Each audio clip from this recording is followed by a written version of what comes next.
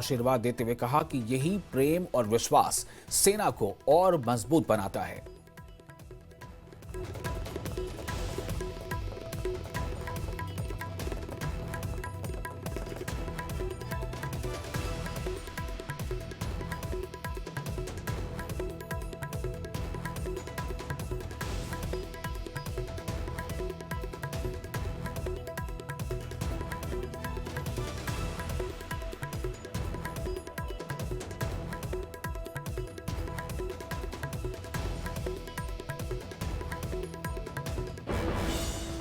तो करगिल विजय के आज 26 साल पूरे हो गए हैं। आज ही के दिन 26 जुलाई 1999 को भारत ने करगिल वॉर में जीत हासिल की थी। करीब 84 दिन चली इस जंग में पाकिस्तान को धूल चटाई थी और ऊंची पहाड़ियों पर फिर से कब्जा किया था। विजय दिवस के 26 साल को लेकर देश उत्सव मना रहा है।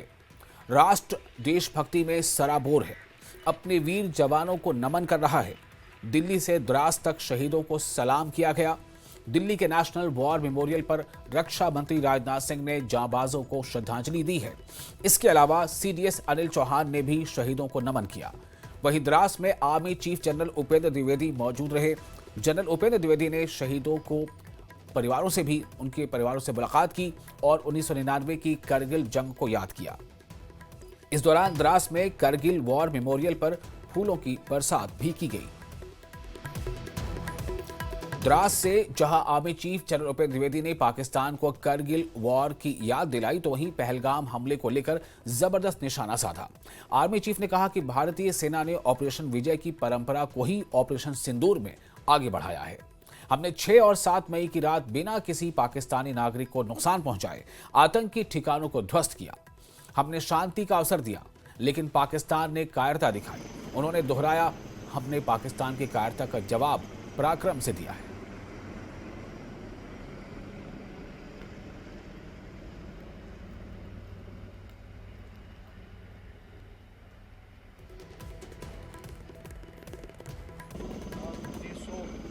में भारतीय सेना ने ऑपरेशन विजय के अंतर्गत कारगिल की ऊंचाइयों पर एक अद्वितीय विजय प्राप्त की थी।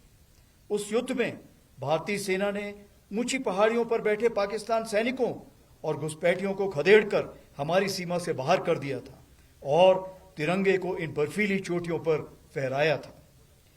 यह वह क्षण था जब भारत ने स्पष्ट कर दिया कि उसकी सीमाओं के भीतर किसी भी नापाक इरादे को सफलता नहीं मिलेगी।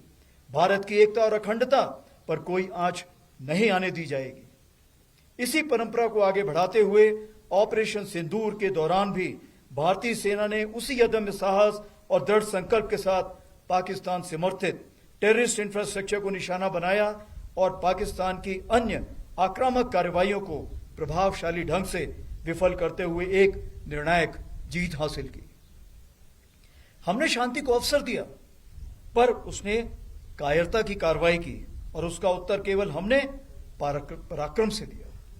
ऑपरेशन सिंदूर हमारा संकल्प, संदेश भी और उत्तर भी।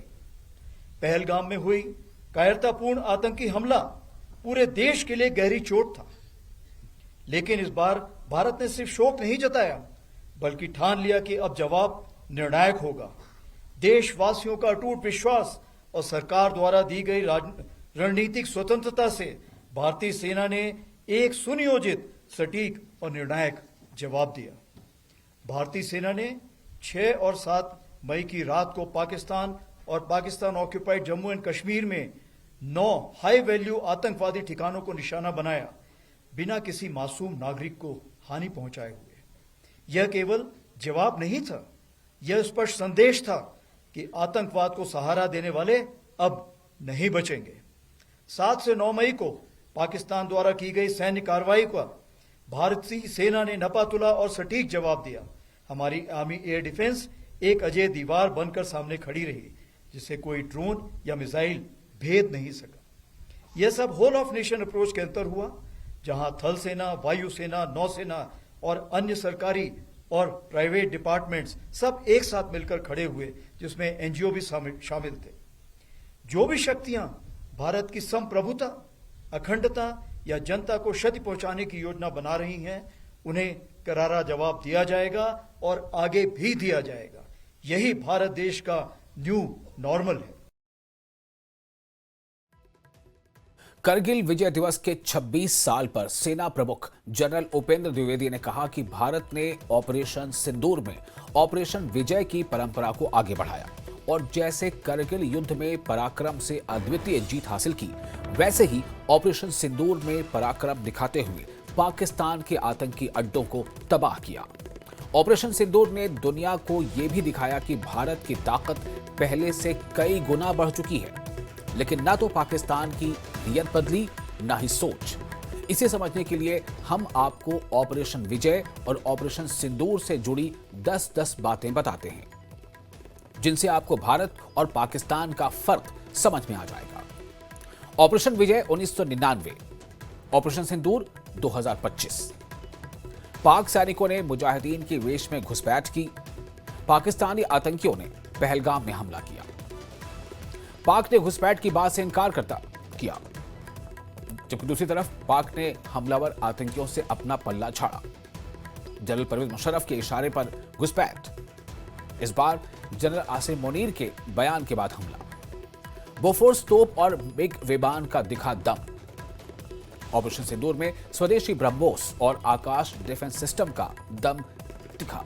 3 महीने की जंग के बाद भारत की जीत, ये थी करगिल की कहानी। और 23 मिनट में पाक के 9 आतंकी ठिकाने ध्वस्त। पाकिस्तान के करीब 4000 सैनिक मारे गए ये करगिल के दौरान, और पाकिस्तान के 100 से ज्यादा आतंकी मारे गए ऑपरेशन सिंदूर में। पाकिस्तान ने सैनिकों का शव लेने से इनकार किया।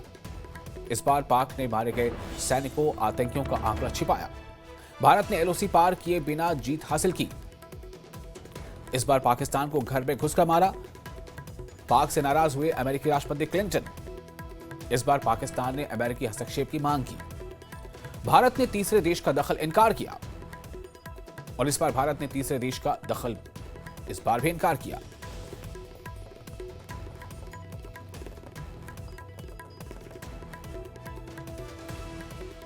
ऑपरेशन सिंदूर 2025। ऑपरेशन सिंदूर और 1999 के करगिल युद्ध के बीच तुलना। ऑपरेशन सिंदूर जो 7 मई 2025 को शुरू हुआ था, भारत के सैन्य नीति में एक महत्वपूर्ण मोड़ है। यह 1999 के करगिल युद्ध के विपरीत एक स्पष्ट अंतर दर्शाता है। साथ ही पिछले 26 वर्षों में पाकिस्तान की छद्म युद्ध रणनीति की निरंतरता को उजागर करता है। करगिल युद्ध के दौरान पाकिस्तानी सैन्य इकाइयां मुजाहिदीन के रूप में छद्म वेश में हिमालय की कठिन ऊंचाइयों में भारतीय क्षेत्र में घुसपैठ कर गई।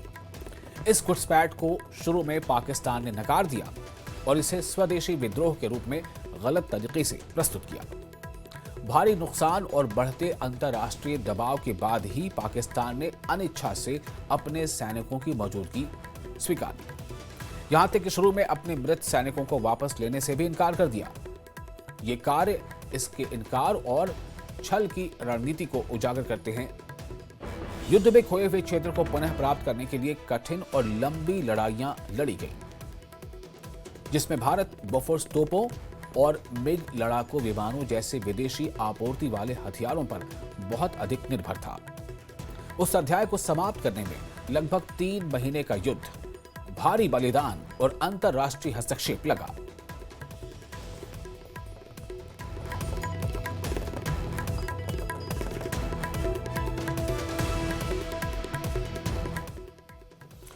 और करगिल विजय दिवस के मौके पर केंद्रीय कैबिनेट मंत्री डॉक्टर जितेंद्र सिंह कठुआ के बनी में पदयात्रा करते नजर आए। अपनी इस पदयात्रा में उन्होंने भारत के उन वीर सपूतों को भावभीनी श्रद्धांजलि अर्पित की, जिन्होंने राष्ट्र की रक्षा के लिए अपना सर्वोच्च बलिदान दिया था, यानी अजीम कुर्बानी दी थी। उनके साथ इस पैदल यात्रा में बड़ी तादाद में बीजेपी के कारकुन और मकामी लोग भी शामिल थे।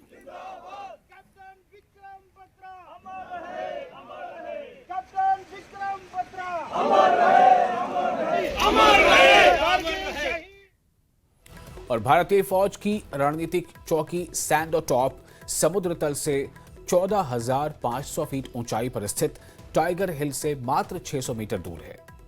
नियंत्रण रेखा यानी एलओसी के पास ये जगह सैन्य दृष्टि से काफी अहम है। यहां से सेना पाकिस्तानी चौकी 5959 सहित आसपास के इलाकों पर सटीक नजर रखती है। सैंडो टॉप पर तैनाती भारतीय सीमाओं की सुरक्षा और देशभक्ति की मिसाल है, जो हमारे सैनिकों की अटूट समर्पण और साहस को दर्शाती है।